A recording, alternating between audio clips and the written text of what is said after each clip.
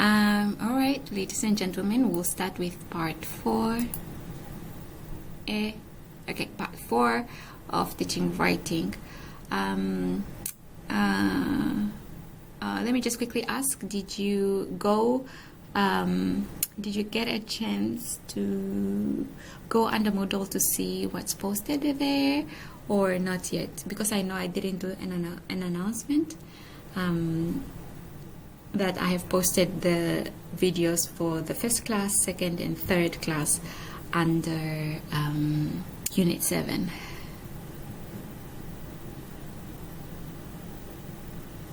Okay, not yet.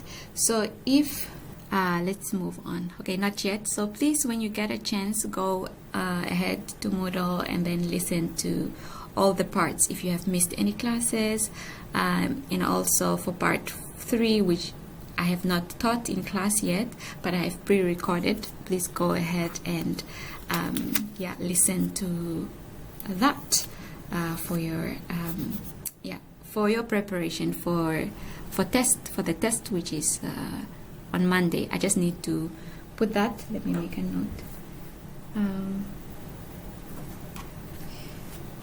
The test, test. Moodle. Okay, Moodle.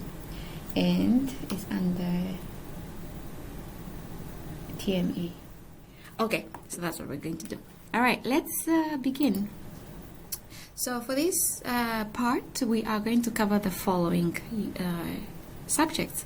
So we have covered all this already in the past 3 lessons. Now we're going to cover this. Hopefully we'll cover all this in the next minutes that we have for class. All right, so the first thing that we're going to look at first is the phases of teaching writing. And this is pre, while, or during, and then post writing. And it's pretty much related, or in some ways similar to what you have covered already in reading, okay, when we're talking about the phases of teaching reading. And then we'll talk about assessing writing in the classroom, and then writing lesson. We'll see an example of a writing lesson, and then objectives and competencies for writing skills in the NSSCO syllabus, and then assessing writing examination based on the syllabus. So that's what we're going to do. Okay, we are going to start. Okay, the phases. All right, so we have it here, like pre, during, and then post. Okay, so these are just some examples of like what can you then include in those phases. And these are not the only way that you could do that. There are a number of ways that you could do that depending on the type of writing that you're going to do. As we can see here, a lot of this is based on the process writing. So I think we have spoken a little bit about process writing either in the first class or the second class. What is process writing and what is product writing? Product writing is the type that, that is done in a limited time, like during the examination. There isn't so much of a process where you write first draft, second draft, get comments and change. But that's now the product writing, where that process is not involved. But then where the steps of like writing what do you write? You write a draft and then get some comments, revise, edit, and all that kind of wonderful stuff. Then that happens during the process writing. Okay, and this is based on the process writing, as you can see here, phases of the process writing. Okay, now let's look at the first part, which is pre-writing. So here, what is pre-writing about? It's defined as the structured activities to provide motivation, content, fluency, and language practice. And it's pretty much related to what we have covered in pre-reading. All right, so it's more of like stimulating the motivation, interest of the learners. It's basically the same thing. You can adapt to what we have covered in the reading to adapt it into the writing as well, as long as it makes sense that it prepares the learners for the writing. And then the pre-reading is preparing the learners for the reading that they are about to do. So what can you do in this phase as examples of teaching and learning activities? So they've suggested that you look at the structured language practice. So let's say if you have some sort of grammatical features that you want them to know, and it's going to be seen, it's going to be used in their writing, then you concentrate on that. If there's certain vocabularies that you need to concentrate on, that they will need, for instance, during their writing, or structure, like the structure of the writing itself, then you cover that during that part. You practice that. Or what else can you do there?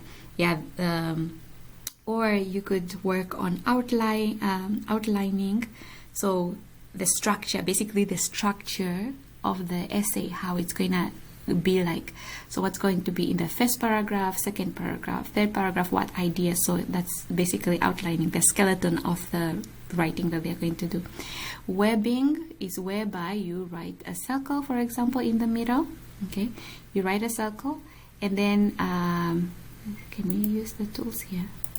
Yes, you write a circle, and then in this circle you write the topic that they are going to cover, and then webbing. So it's like spider web, right? But I'm trying to make it a web.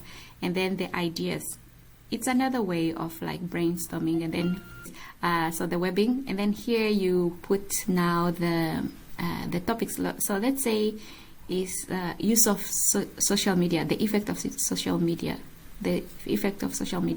and then here you put now what are the effects of social media, like that's an example of webbing. And then brainstorming is basically writing ideas. So let's say if we have got the effect of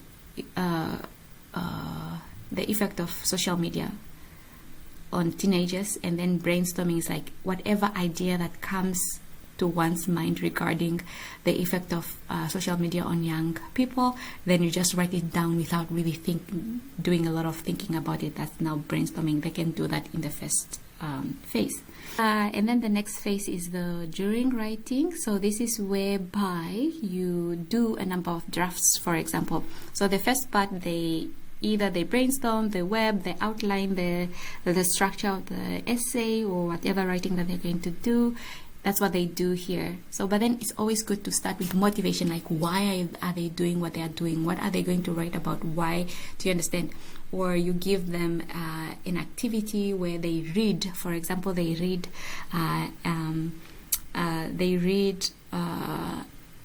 Let's say you want them to write an official letter, right? They read in the very first beginning. First, you start with the motivation of the objective of whatever activity that they are doing, and then start tapping on their interest and motivating them. And then they read. Let's say they read an essay, or no, a letter, because you want them to write a formal letter as well. They read a formal letter on whatever subject. But they are reading this formal letter because you want them to see the structure of the letter that you want them to write eventually later. Okay, or it could be just an article about the topic that you want them to write about. So let's say they can read an article on the effect of social media on young people, or they can watch a film or documentary or whatever that is related to the topic that they're going to cover, or they can watch a film or a lecture on somebody teaching how to write a formal letter. Do you understand? Like there's so much that you could do in the pre-writing. And then during now the writing, the actual writing, because it's about writing, then they write their first draft. Okay, they writing, so first draft. And then this is like focus mainly on content and getting ideas on the paper. It's not, you don't focus a lot on grammar. And this idea of like what to focus on is explained in lesson 3. That's where I explain in the process writing, what do you do? What do you focus on in the first draft? What do you not focus on in the first draft, and all that kind of wonderful stuff. So that's what you have to do when you listen to lesson 3. And then response, so reacting of a reader or a listener. So that is now to say that after they have written their first draft, like they have put their ideas on the paper, then they can do peer review. Okay, peer review, which means like their partners, or it could be a pair or a group, they read each other's paper and then review it on the content and the ideas, if it makes sense, all right, and then give some comment. And then when the students are doing some sort of like peer review or work with a partner or small group, it's always good for you as a teacher to prepare a rubric or a checklist to see that the most important things that you want them to look at is on the paper, and I mean it's presented in the paper that the students have written. And if it's not, then they have to make comments of what information or what aspects of the content and the ideas need to be checked, all right, if it's there or not. They make comments, all right. Or you could do, if you have, yes, Foibe. Or it could be teacher conference. Let's say if you have a small group, you could be lucky and be at the place where there aren't so many students, and then you can do some teacher conferences. Then you could do this, you can have a conference. It could be individual conference, or it could be a group conference. Just checking with the students. They have, okay, if you have a big class, you can do this. It's a conference, but it's like a group conference, whereby you get your checklist, you give them a checklist also. Or you could be explaining and having the students, you have the students have their own papers in front of them, right? And then in front of them, and then you tell them of aspects that they could include, they should include in their papers, all right? And then you can give them feedback that way, orally, rather than like written and going through everybody's paper, because here you're just concentrating on the content and getting the ideas on the paper. You're not really focusing on the grammar aspects and all that kind of stuff, all right? It's more of organizing the ideas on the paper. And then so after you have made some comments, then either the PS have made comments, or the partners or the group, you as a teacher have made comments, then they need to use that comment to improve their writing. And then, or you could do written feedback, like after they have written their first draft, you take their papers and then take their papers home, you grade them, and then you bring it in the next class, and then they go through the written comments that you have given them. Okay, after they have gotten the feedback, either by peer, partner, group, teacher, then they need to revise, because it's a first draft, and then they need to revise, re-seeing, rethinking the content, and then writing the second draft. All right, so here they need to reorganize the ideas as suggested, adding details where detail is missing, adding support for arguments, for example. If whatever regarding the ideas that is missing, then they include that in their writing, in the writing of the second draft. And then we have got the next step, because this is the process writing. This is just because when it comes to process writing, let me just like side note. When it comes to process writing, you don't always need to follow the steps as they are. You see how it fits best. But these are just suggestions, because if you look at somebody else's explanation of process writing, these steps, they will be there, but they might not be as divided as this, or they could be combined, or even divided as such, or even divided further. Do you understand? But you just see which one fits for your lesson. How much time do you have to include these steps? How do you combine them? Do you get? So that's what you have to do. Like, you have freedom as teachers. See what works for you. And then next, what we have, editing, refinement, and attention to writing convention, including grammar, vocabulary, and you write that in the third draft. So we have got some checklist, grammar logs, because if you have taught them a certain grammatical aspect that you want them to use in their writing, then those are the things that you look at, all right? Or if there are grammatical aspects that, let's say they are writing a cause and effect paper, right? Cause and effect has got certain discourse markers that needs to be presented in their writing. So that's what you include in the grammar log or in the checklist, whichever that you're using, whatever that you're using. And then you give them also exercises to just see like how or what grammatical vocabulary needs to be in their reading, and then they work on that in their writing, not reading but in their writing. And then we have also got proofreading practice. That's also another one that they do.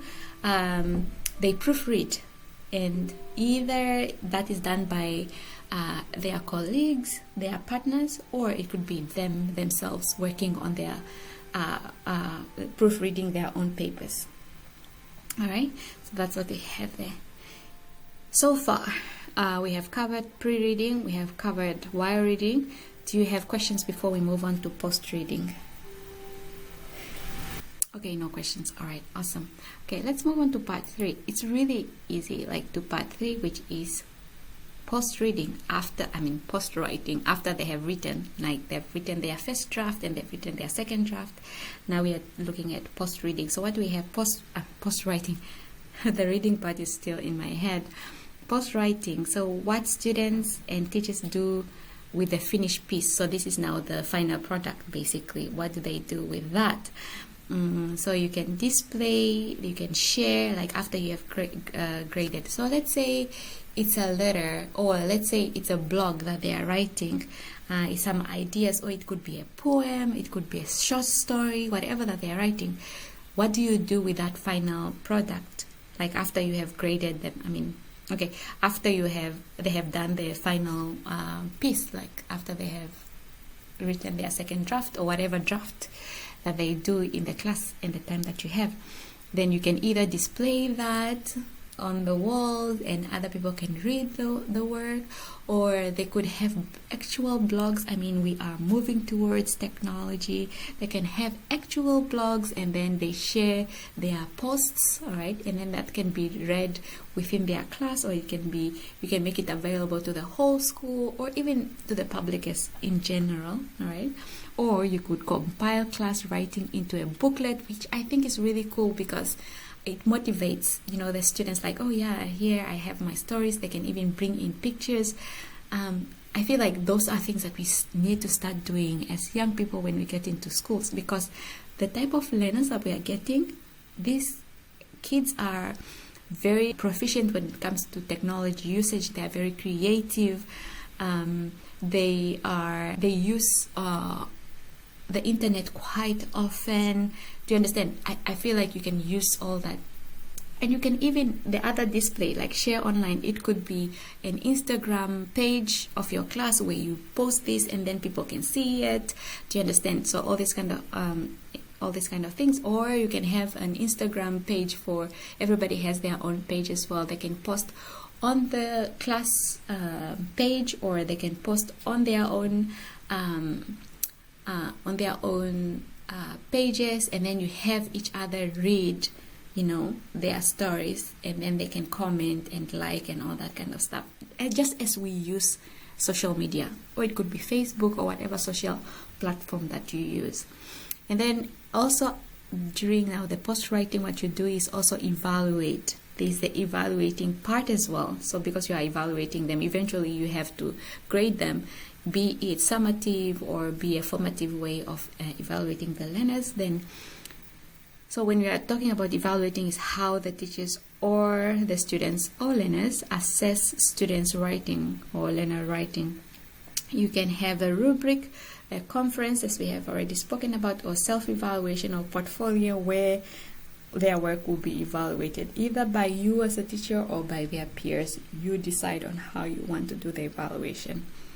Do you have questions so far? No, it's very clear, right? And is this motivating you, or is giving you ideas of what you should include in your classes? Yes or no? And I mean, like, even as lecturers, like, we are always concerned to know, do you really understand what we're saying? And if not, then you ask questions, which part is not clear. So we're not making fun of anyone. But anyways, we will wait for Albertina's point. Yeah. The question is now assessing, like how do we assess, like what kind of activities can we do to assess the learner's writing? Okay.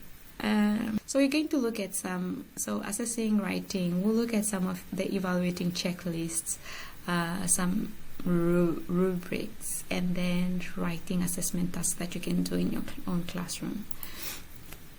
All right. So one way to really assess your students or your learners' work is through using checklists or grades, and then you are rating the students' work, okay, in their area of like strength and weaknesses. And in many cases, such taxonomy are scoring rubrics, like we use scoring rubrics, and then I think we'll see some examples of how they look like. And then following is a typical list of categories that may form a set of rubric for evaluating the learners or the students' work. So in your evaluation of their work, the most intrusive evaluative feedback you can give is your comment. So we have the checklist, the rubric, the check with the scoring, like 1, 2, 3, like 1 being low, 2 being somewhat, and then 5 being the highest. So you are just scoring them in that sense. And then there's also the aspect of like points where you put comments as well. That's also another way that you can show that you have assessed their work. Okay, and then numerical score are either pedagogically or administrative of administrative importance to you. You can establish the point scale, so 0 being the weakest and then 5 being the highest performing. You will see an example of how it looks like.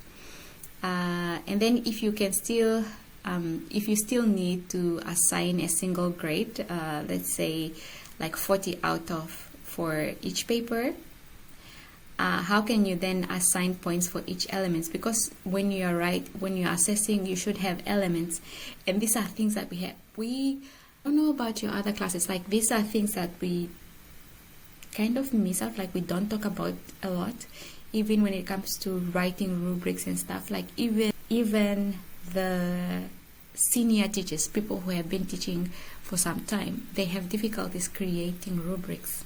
Okay, and I hope that from here you can get some ideas, and also always use the internet to get ideas of like how to write appropriate rubrics. Okay, writing specialist disagreement.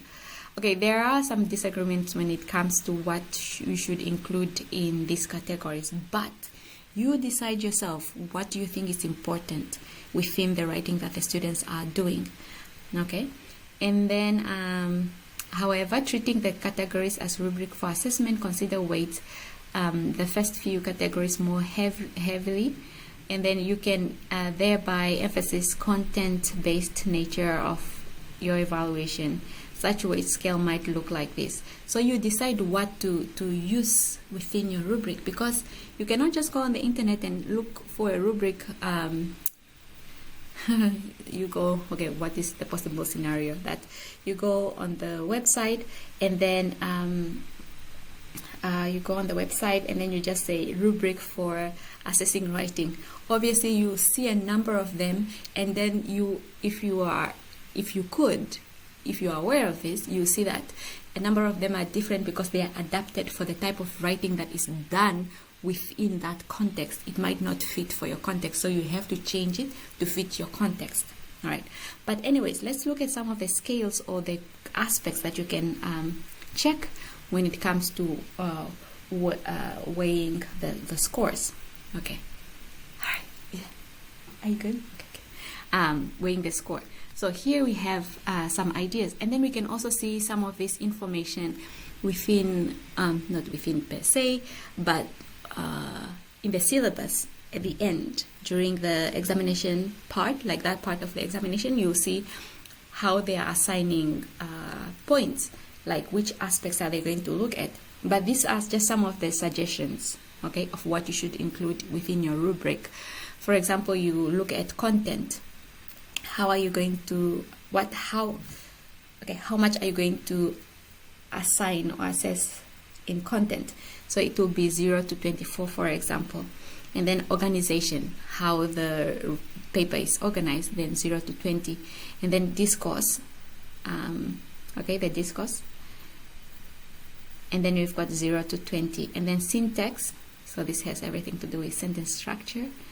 And then 0 to 12. And then vocabulary, 0 to 12. Mechanics, so this is where the mechanics could be like spelling and all that, the grammar aspect. Then 0 to 12, but that is just a suggestion. But I think I have some examples too of what you could include in your rubric. So let's see if we do have some. All right, so here we have got also another category, like, okay, so this is what we have actually seen. It's here, and then it's explained more of like what do you include. So here in the content, you see you have to make sure like you are assigning points for the thesis statement, like really stating the main idea, the goal, and then related ideas, okay, are they really included in the writing? Development of ideas like personal experiences, illustration, facts, and opinion. It depends on what they are writing about anyways. Are the ideas really developed? And then development of ideas could be through them talking about their personal experiences, giving examples, giving facts, giving their own opinion. And then we have got the use of description, you know, cause and effect, comparison, contrast, depending on the type of writing that they are doing. If it's a descriptive paper, is it a cause and effect, or is it a comparison and contrast paper? So this information, this content needs to reflect in their writing. And then consistent focus, which means they are not all over. Like they are not talking about different ideas all together, but rather they are very focused on one idea that they are comparing. So for example, if it's a descriptive paper, then they don't go on to the comparison and contrast and cause and if it's not what they need to do within the writing that they are doing. And then the next thing is organization, whereby you look at the effectiveness of the introduction. Is the introduction really effective? Like it captures the reader's attention? Are the ideas logically presented? The sequence is logic, and then you can follow the ideas, because sometimes when somebody writes, the ideas are all over. You don't really get what they are trying to say because they are everywhere. There's no logic in how they are writing their ideas. And then does it have a conclusion? And then is it the appropriate length, for example? So you give them marks for that, like you indicate how the weight of all these aspects that you are looking at, so that they know that if I don't include a conclusion, then I will lose out marks. If I don't write a thesis statement, then I will lose marks if I don't include it. So when you give them this, they know what they should include in their writing. That's why it's very important for us to get into the habit of creating rubrics. All right, and then the discourse. What are the discourse about? Topic sentences within the paragraphs, paragraph unity. So there's unity within like single paragraphs, and then the all of the paragraphs themselves, like there's unity, there is cohesion. So I think it's here is cohesion. And then is a transition, like coming from one idea to the next is a transition. Are the discourse markers appropriately used, and are they used at all? Because sometimes people write, but they, especially learners, even students sometimes, they do this, they write, but they don't, what's the word? They write, but they don't use discourse markers. Cohesion, like all the ideas, all the paragraphs are coming together. Okay, rhetorical convention, whatever that it is that they are writing about, like the structure of the writing that they are doing. Are they following that structure? Or maybe you say that they should write an essay, but then the structure of their writing is in the report form. Then obviously it's not following the rhetorical convention that they are supposed to be following. References, so have they referenced the information that they have gotten, or did they just plagiarize? And then economy, here we're talking about economy. And then variation, like is there variation in how they have structured their work, or is the writing really is it monotonous, like it just sounds the same from beginning to the end? There's no variation whatsoever in their writing. And then here syntax is more on the syntax is more on the grammar part, like the sentences structure and all that. But I don't know why they didn't explain in details more about syntax. But syntax is like syntax, you know what syntax is. And then vocabulary is vocabulary. Is it adequate? And then mechanics, we have got spelling, punctuation, citation, references, neatness, and appearance. Because sometimes students don't type, they write. Is the neatness and appearance, is it really good or not? They get points for that as well. All right, so that's what we have now on the components that you can include in your rubrics. Do you have any questions? Are we together? I'm always worried because I'm not getting any reactions and I don't see your faces. Okay, yes, we are. And any questions? Yes or no? And you can always unmute yourself if you have a mic. All right, no questions from Albertina, so I'm assuming for everyone. I shouldn't assume, but I'm assuming. Well, okay. All right, we are moving on. Okay, this is also another example. So this is an example of a checklist. All right. Checklist in a sense of, okay, so we have got content, we have got organization, we have got mechanics in this checklist, and then my idea are relevant. So this is a self-evaluation, by the way. So it's a student evaluating their own work. So here we've got my ideas are relevant to the assignment, yes or no. I hope your learners will be honest enough to, you know, evaluate themselves effectively, and I hope they are not the perfectionists who are always hard on themselves, that they don't see what they are doing right but just seeing what they are doing wrong. Okay, my ideas are easy to understand and clear, yes or not, yes or no. And then you can actually change this to be a peer review evaluation. You can change that my partner's ideas are relevant to the assignment, yes or no, and then, you know, they assess the other person's work. My partner's work ideas are easy to understand and clear, so yes or no. Do you understand? So when it comes to assessing, I don't know if you really know this, that when it comes to assessing students' work, all right, because the reality is that we have huge numbers of students, right? To empower your learners, you have to give them such evaluation to either evaluate themselves, evaluate their partners, but also you can also evaluate their work, so that way they know that you're not the only person with authority and power to assess them, and that they also have the capability of assessing themselves and then improving the process. And also for you as a teacher, it will also save you time to not always whenever they write that you spend so much time assessing their work, especially the first drafts. Like, you don't have to read all of them. You can always read the final draft where you give them a grade. Okay, this is just a formative way of assessment to help them improve, because we want to improve. We want our learners to improve. Anyways, here we're talking about organization. So for example, is the assignment is in the correct length, yes or no? Okay, you can either put, okay, if it's individual, then you use my I. But if it's the partners, you can either say my partners, or you can say assignment is in the correct length, and then they say yes or no, either for their partner or not. Okay, my ideas are clearly organized and whatnot. So that's what we have there. So that's how, it's just an example of how the checklist could be when they are working on their first draft. And then here we have got an example of peer review checklist, but then this is more on the it's also on writing. So the presentation, it depends on how you want to title it. Presentation, like presentation of the work. So we have got the font, the double spacing, the title, the margin, are they correct, yes or no? And notes, so here you put comments. And then if it's peer review, also like in this one, let's say it's peer review rather than self-evaluation, then you put the comment box here where they can make comments, regarding the other's work.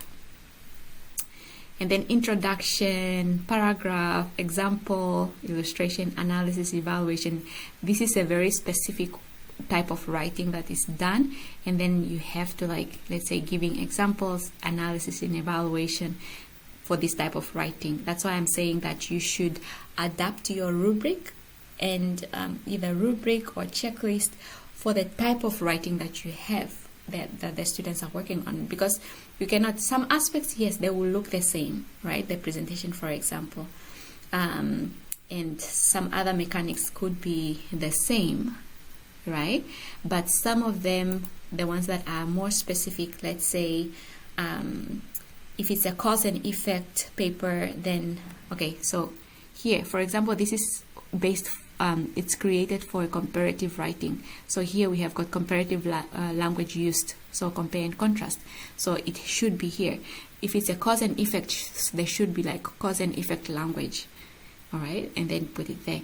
If it's whatever, if it's descriptive, then it should be descriptive language that is used. So that's why I'm saying that you should adapt it to the type of writing or type of writing that the learners add. So here, a key, of course, is to successful evaluation is to get your learners or students to understand that your grades, scores, and other comments are varied forms of feedback from which they can benefit. So it's really like, tell them the importance of what your rubric is and the benefit of the rubric or whatever type of evaluation that you're going to do, and then they should learn to improve and not to penalize them. All right, it's not punitive, it's to help them improve.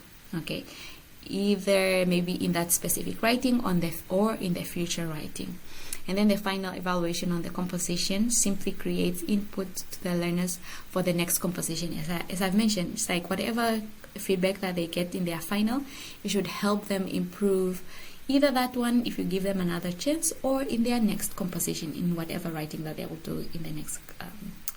And then we have got scoring rubric, ways to give feedback on writing and scoring writing. So we have got rubric. So this is like a rubric. What we have seen is checklist. This is a rubric where you have points like this. You are not checking anything off, but rather you are assigning specific points. And then we have got content, organization and clarity, grammar, mechanics and format, and then the final grade. So, and then like under mechanics and format, what is under there, we have got information, sentence structures, correct use of capital letters and periods, other grammar level, like correct wording, like you specify what do you want to focus on, all right? And what you focus on is what you have taught your learners, or what you want your learners to pay attention to. Maybe you have not taught them yet, but you want them to pay attention. And then when you see that they are not performing very well on that aspect, grammatical aspect, then you teach them, you train them on that. And then here we have got content, paragraph includes specific points. Do you understand? So we have all this, and I hope that with your time you can go through them. We cannot go through everything today.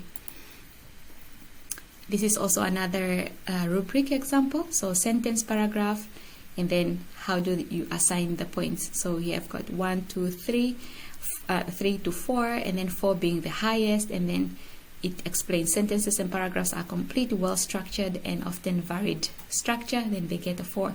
Then the lowest, many sentences fragment, which means they are not complete, run on, so there's no punctuation or connectors. And then paragraphs needs a lot of work, then they get a 1. So that's how you assign them. So obviously this is in between. And then we have got grammar. How do you assign the grammar? Salutation, because this is a letter, salutation and closing, and then content accuracy, and then here we've got that, and then you assign. So we have different kinds of rubric. And okay, so now is 5:27. I think we're just gonna end here with the rubric, and then this will be another lesson in itself, and I'm gonna record it after this lesson. Okay, we'll continue with part is that? Part 5, because we just completed part 4. and I don't want us to run over time because this is like 5:27 already. Any questions so far before we end our lesson? Oh, from Soy. No questions. Lesson was very interesting. Oh, I'm glad. But thank you for that comment, Franz. Thank you very much. And I'm glad, really. Yeah, I hope this is really empowering you when you go and teach, and I want to see this in your micro teaching when we start doing micro teaching soon. I just need to. Marking scheme and rubric, they are very much related. So sometimes people say marking scheme and or marking rubric. The notion and the idea is very similar, because in the marking scheme, I think sometimes you do find these numbers, right? Or they even call it sometimes marking grid. So marking grid is also another one. Is the terms, those are the terms that they use synonymously. So, yeah, okay, we've got scheme of work. It's like how the work is going to be presented. And then the marking scheme is basically the same idea, like how you're going to mark the students. All right, but thank you for that question, Julia. Anything else? If not, this is the end of our lesson, and we'll continue with part 5. Thank you so much for coming to class. I will see you in the next. Thank you. Take care. All right, bye everyone.